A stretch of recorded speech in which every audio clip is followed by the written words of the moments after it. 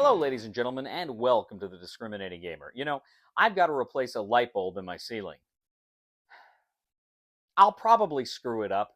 Ladies and gentlemen, today we're going to go ahead and take a look at Keep 'em Rolling, Race to the Rhine from Phalanx.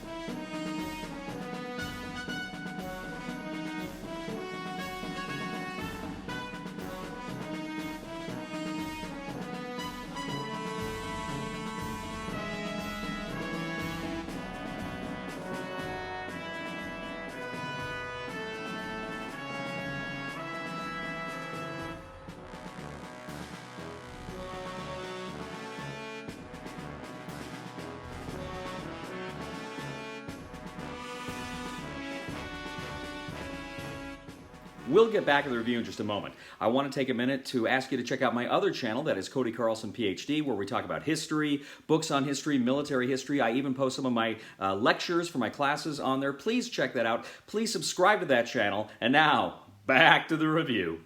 In Keep 'em Rolling, 1944 from Phalanx, 1 to 4 players take on the roles of various Army Group commanders as they attempt to push the Allied lines into Germany during the Second World War. Now, this is a game of logistics, a game of keeping your army supplied, as much as it is a war game. Now, I have previously reviewed kind of the sequel game in this series, The Race to Moscow. I'm not going to get into the weeds of how you play this game. I'm just going to give you a basic overview of the rules and then tell you what I think. Now, while you can play with 4 players with a special sideboard, the standard game plays with 3 players, and that's kind of what I'm going to be looking at here. Essentially, you have the 3 Army Group and Army commanders. You have Bernard Montgomery with the 21st Army Group. You have Omar Bradley with the 12th Army Group, and then you have Patton with the 3rd Army. Each one of these generals is commanding a specific part of the board. That's kind of their zone, and they're going to be moving their corps toward Germany in the attempts to beat the others and win the game. Now, essentially, players each have a number of corps that they can use to push forward. Now, each of these corps have a card that has room for food, ammunition, and fuel. And you can go ahead and every time you're going to move, you're going to expend fuel. Every time you get into a firefight, you may expend ammunition. And of course, your guys need to eat. So the game, like I say, really highlights the logistics of this operation here. Now, in player turn order, you're going to go ahead and take your actions, and then there will be an axis reaction to what you're doing. Now, you can move a corps. Essentially, you can spend 1 fuel move, potentially up to 3 spaces on the board. Now, if you move into an empty space, you draw one of your pursuit cards. Essentially, you're pursuing the enemy. You may meet some resistance or not, but if you move into a space that actually is currently occupied by the Axis, you have to draw an Axis card, and you have to do battle with them. More on that later. You'll also be able to use air support and airborne landing units as you move forward and in combat as well.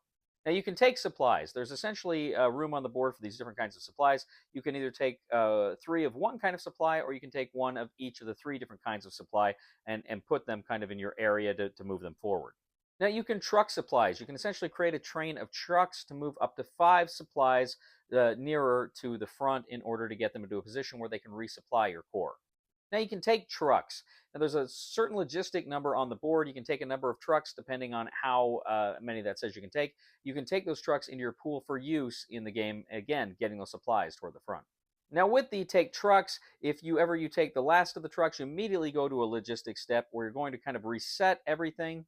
You're going to refill the general stock. You're going to feed all of your corps. And any special unit abilities that you had on your commander cards, which you had flipped over, you can flip those back to use them again. Now, when you're engaged in combat, of course, you draw one of these cards, either the pursuit card or an axis card. It'll say like what you have to expend in terms of fuel, in terms of ammunition, maybe even food, depending on the circumstances.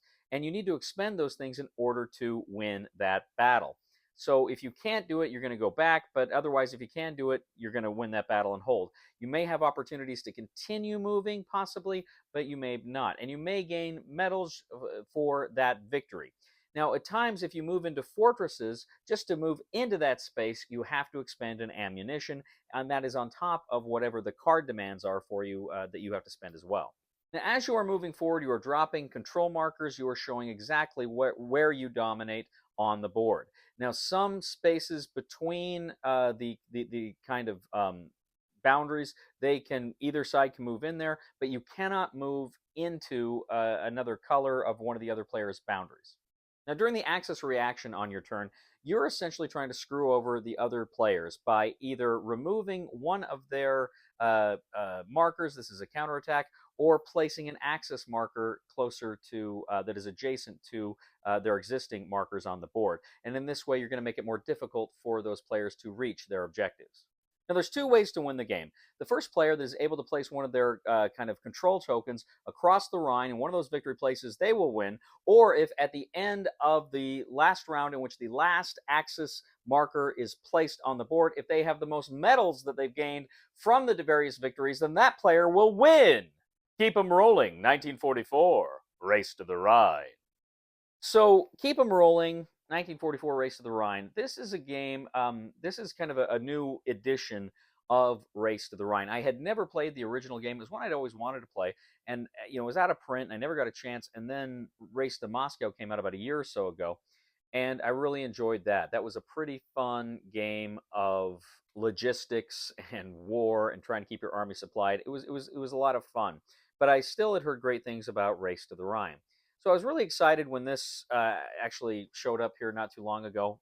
Phalanx sent me a copy of this game to review, and I was really excited to take a look at it.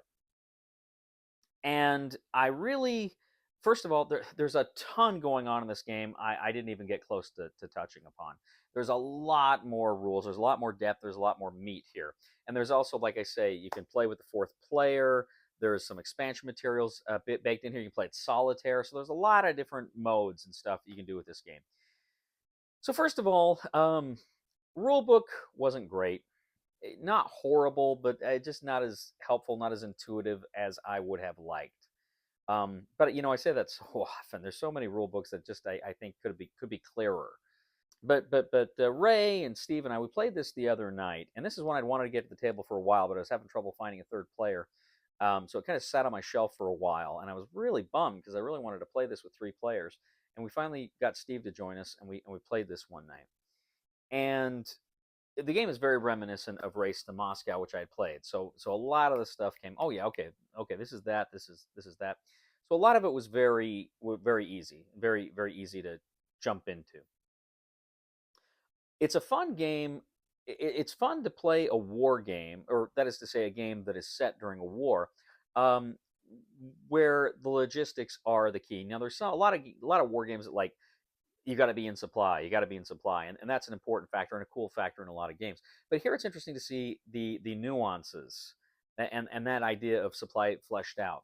This is not a war game in a conventional sense. So it's not a conventional war game. In fact, I would go so far as to saying this is, and I said this about Race to Moscow, this is a Euro game in a war game disguise. So if you're a Euro gamer, I actually think you will really get a kick out of this.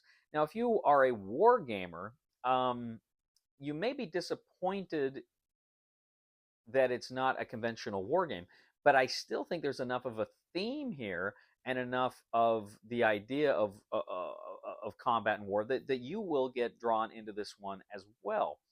It's a very engaging game, and it's fun because it literally is a race. You're each trying to get there, and you got your eye on your other guys, and you can't help but think, well, maybe there was a little bit of that certainly with Patton when he was driving, across France. That desire to screw over well, I shouldn't say screw over his allies, but certainly get there first. And so there really is some meat here in that respect that I really enjoyed. It really kind of does a good job of fleshing that out quite a bit.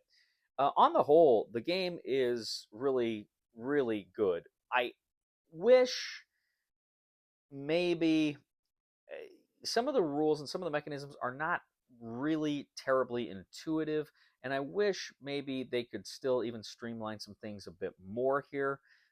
But that's a minor complaint. I think generally it plays pretty well, and there's a learning curve. Is essentially what my issue is. There's a pretty big learning curve.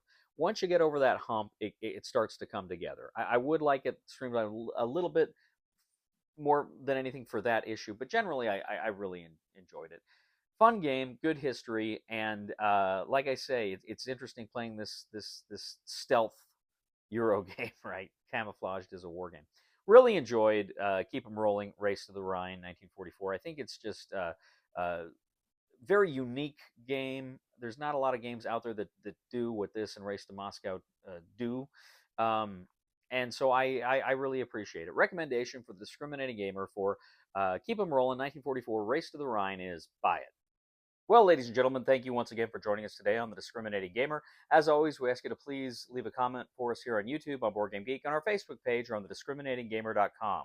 We'd ask you to please like us on Facebook, subscribe to us on YouTube, and follow us on Twitter. And I'd ask you to check out my other channel, that is Cody Carlson, PhD, where we talk about military history, books on history, fun things like that. I even post some of my lectures on that channel. So please check out that channel and subscribe to that channel. It would mean a lot to me. We'd also ask you to please leave a thumb to this video on Board Game Geek. And if you are a big fan of the channel, you like the content we bring you here, I'd ask you to humbly click on the Super Thanks button and leave a contribution. You know, ladies and gentlemen, speaking of logistics, I've got a supply chain joke for you, but you may not get it for a while.